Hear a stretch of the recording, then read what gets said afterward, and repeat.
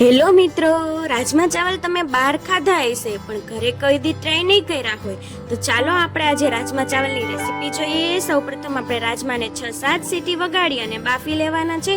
હાથેથી મેશ થઈ જાય તે રીતે બાફી લેવાના છે। જો કેટલા સરસ બફાઈ ગયા છે। તેવી જ રીતે બટેટા પણ બાફી લેવાના છે અને તેને ઝીણા ઝીણા મેશ કરી લેવાના છે। હવે આપણે બધા મસાલા જેમાં ગરમ મસાલો, પાઉંભાજીનો મસાલો, ટમેટાની પ્યુરી, લીમડાના પાન, મીઠું અને બાકી બીજા બધા મસાલાઓ।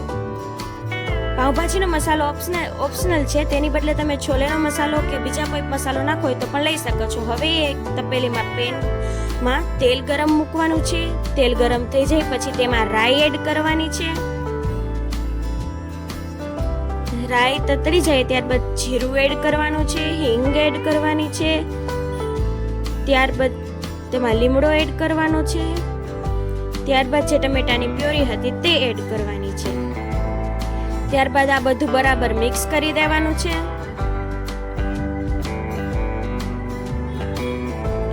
બધું મિક્સ થઈ જાય પછી તેમાં એડ કરવાના જે મેશ કરેલા બટેટા હતા તે।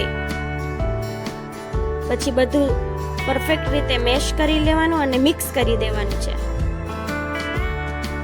બધું પરફેક્ટ રીતે મિક્સ થઈ જાય ત્યાં સુધી તેને હલાવવાનું છે। ગેસ ધીમો જ રાખવાનો છે।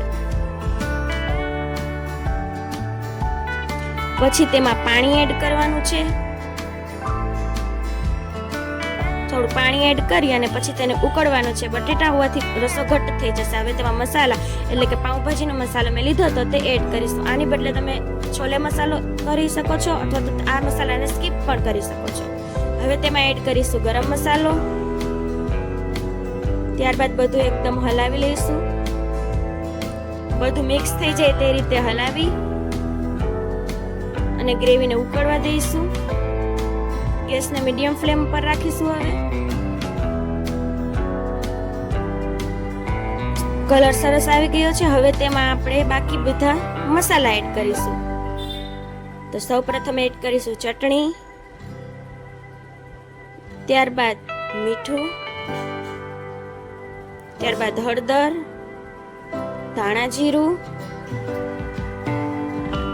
આ બધું મિક્સ કરી દઈશું। મસાલા બરાબર રીતે મિક્સ થઈ જાય તે રીતે તેને હલાવવાનું છે।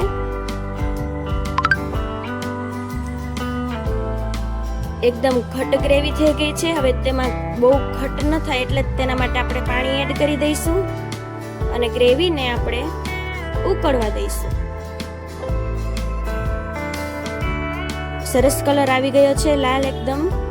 રાજમા ચાવલમાં કલર બહુ સરસ લાગે છે અને શાક તીખું હોય તો વધારે એનો સ્વાદ સરસ આવે છે। ગ્રેવી ઉકળી ગઈ છે સરસ રીતે। જો કેવી ઘટ થઈ ગઈ છે। હવે તેમાં એડ કરીશું આપણે રાજમા। હવે બધું બરાબર મિક્સ કરી લઈશું અને પછી તેમાં અડધું લીંબુ નાખી દઈશું અને સેજ કડછું ન લાગે તેના માટે 2 ચપટી જેટલી ખાંડ એડ કરી દઈશું અને પછી તેને કોથમીર વડે ગાર્નિશિંગ કરી લઈશું અને બધું હલાવી અને તૈયાર કરી લઈશું। જો કેટલા સરસ રાજમા ચાવલ થોડી વારમાં તૈયાર થઈ જાય છે। આને હવે તમે ભાત સાથે ખાઈ શકો છો। અને ચાવલની ઉપર આપણે રાજમા નાખી અને પ્લેટિંગ કરી લઈશું। તેને ડુંગળી અને મરચાં સાથે પણ ખાઈ શકાય છે। જો આ વિડીયો તમને ગમ્યો હોય તો વિડીયોને લાઈક કરો, કમેન્ટ કરો, વધુમાં વધુ શેર કરો અને આવા જ નવા વિડીયો જોવા માટે અમારી યુટ્યુબ ચેનલને સબસ્ક્રાઈબ કરો। એક વખત આ રાજમા ચાવલ ઘરે ટ્રાય કરજો અને મને થેન્ક યુ।